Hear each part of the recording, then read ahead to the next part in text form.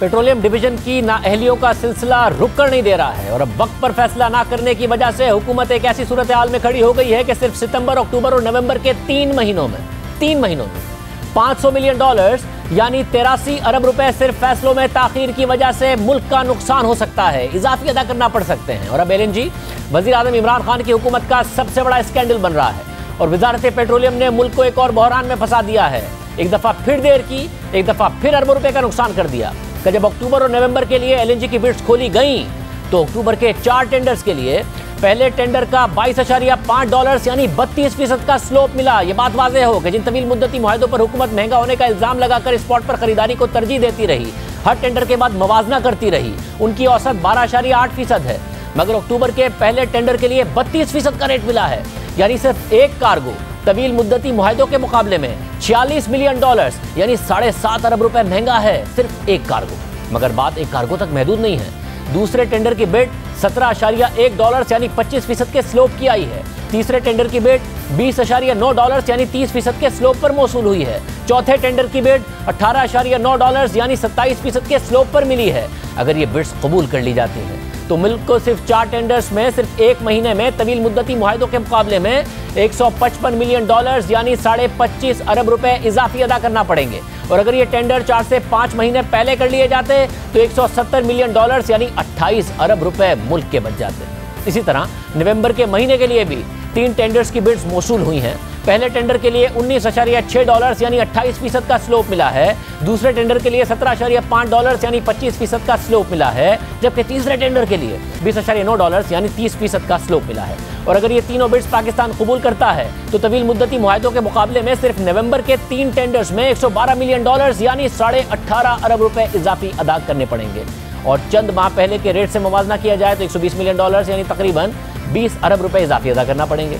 सितंबर में पीएलएल अपने 4 टेंडर्स की मंजूरी से $110 मिलियन यानी 18 अरब रुपए का नुकसान पहले ही कर चुका है। और पीएसओ भी अपने गुज़िश्ता दिनों के 2 टेंडर्स के लिए सितंबर के महीने के लिए 34.6% और 24.5% का रेट अगर मंजूर करता है तो $100 मिलियन यानी तकरीबन 16.5 अरब रुपए का नुकसान सिर्फ इन 2 टेंडर्स में हो जाएगा। यानी पाकिस्तान को 3 महीनों के सिर्फ 13 एलएनजी कार्गोज में देर करने और गफलत की वजह से $500 मिलियन या 83 अरब रुपए के नुकसान का सामना है।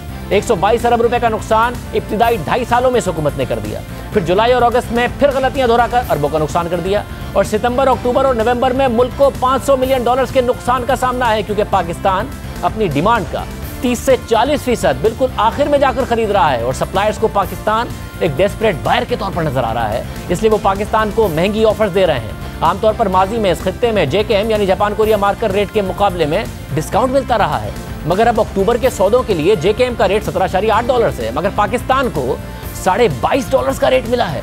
नवंबर के लिए JKM का रेट $17.8 है, मगर पाकिस्तान को $20.9 तक का रेट मिला है। यानी डिस्काउंट के बजाय महंगा रेट पाकिस्तान को मिल रहा है। हुकूमत के पास अभी ऑप्शन है कि दोबारा टेंडर कर ले ताकि शायद बेहतर रेट मिल सके, वरना अगर इन बिड्स को मंजूर किया तो सिर्फ 2 माह में $300 मिलियन का नुकसान होगा। 3 माह में $500 मिलियन के नुकसान का सामना है। और अगर इन टेंडर्स को मुस्तरद किया तो फर्नेस ऑयल से महंगी बिजली पैदा करने की वजह से बहरहाल मुल्क का नुकसान होगा और आवाम को हर हाल में बिजली के फ्यूल एडजस्टमेंट चार्जेस की मद में बिजली की महंगी कीमत अदा करनी पड़ेगी अगर नए टेंडर्स में कम कीमत ना मिली।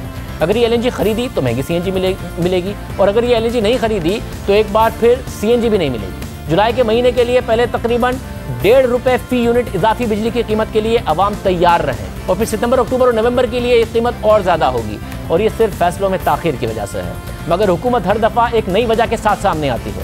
गुज़िश्ता बरस तो नदीम बाबर और उमर अय्यूब जब हमने प्रोग्राम्स में सवाल उठाते थे तो जवाब में कहते थे कि हम सर्दियों की गैस गर्मियों में खरीद ही नहीं सकते, ऐसा हो ही नहीं सकता, ये सवाल ही गलत उठाया जा रहा है।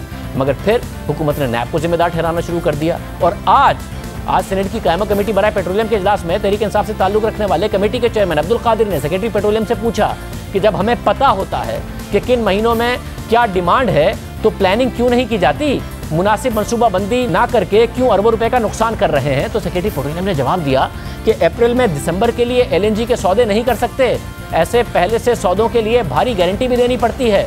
PSO गारंटी नहीं दे सकता जिस पर 150 अरब रुपए का कर्जा है। सुई नॉर्दर्न भी 400 अरब रुपए के गर्दिशी कर्जे में फंसी हुई है। यानी हर दफा एक नया बहाना बना दिया जाता है। गुज़िश्ता बरस कहा कि ऐसा मुमकिन ही नहीं है, इस बरस कह रहे हैं मुमकिन है, मगर पीएसओ के ऊपर कर्ज बहुत है, अपनी नाअहली को छुपाया जाता है। और आज कायमा कमेटी से भी गलत बयानी की गई है, क्योंकि अगर पहले एलएनजी ऑर्डर की जाएगी तो ऐसा कोई मसला नहीं, क्योंकि जब पीएलएल और पीएसओ टेंडर करते हैं तो पहले तमाम सप्लायर्स $3 लाख का बिड बॉन्ड देते हैं, सप्लायर्स, ना कि पीएसओ या पीएलएल। फिर जिनकी बिड्स मुस्तरद होती हैं उनके पैसे वापस कर दिए जाते हैं, और जिन सप्लायर्स की बिड्स मंजूर होती हैं वो तकरीबन 10% का परफॉर्मेंस बॉन्ड जमा कराते हैं, ताकि आपके पास सिक्योरिटी हो कि वो एलएनजी देगा, भाग नहीं जाएगा। यानी पीएसओ या पीएलएल पैसे नहीं देते, बल्कि सप्लायर ने पैसे देने होते हैं, और फिर डिलीवरी से 15 दिन पहले पीएसओ या पीएलएल एलसी खोलते हैं, ताकि अगर वो एलएनजी लाए तो उसके पास पैसे की गारंटी हो। यानी दिसंबर के लिए एलएनजी अप्रैल में खरीदें या नवंबर में जाके खरीदें, हुकूमत ने अदायगी 15 दिन पहले ही करनी होती है। आपके सामने स्क्रीन पर खुद कल के टेंडर का डॉक्यूमेंट मौजूद है, जिसमें लिखा है कि एलएनजी का खरीदार या डिलीवरी से 15 दिन पहले या कार्गो की लोडिंग से 3 दिन पहले कार्गो की रकम की अदायगी करेगा। यानी कि 15 दिन पहले करनी होती है, खुद लिखा हुआ है डॉक्यूमेंट में। मगर इतनी बड़ी गलत बयानी सीनेट की कायमा कमेटी के सामने सेक्रेटरी पेट्रोलियम ने कर दी, और हुकूमत हर बार एक नए बहाने के साथ अपनी गफलत और कोताहियों को छुपाती रहती है। मगर मुल्क का अरबों रुपए का नुकसान होता रहता है, अवाम उसकी कीमत अदा करते हैं, कभी महंगी सीएनजी की सूरत में, कभी महंगी बिजली की सूरत में। हमने इस पर बात करने के लिए सेक्रेटरी पेट्रोलियम को दावत दी, तो उन्होंने ये कहकर आने से माजरत कर ली कि वो नहीं आ सकते और वो रूस के वक्त के साथ है, मगर फिर किसी वक्त प्रोग्राम में ज़रूर आएंगे। कभी अवाम को मिसलीड किया जाता है, कभी सेनेट की कायमा कमेटी को मिसलीड किया जाता है, और पब्लिक अकाउंट्स कमेटी के इजलास में भी एलएनजी की खरीदारी में अरबों रुपए के नुकसान का मामला उठाया गया।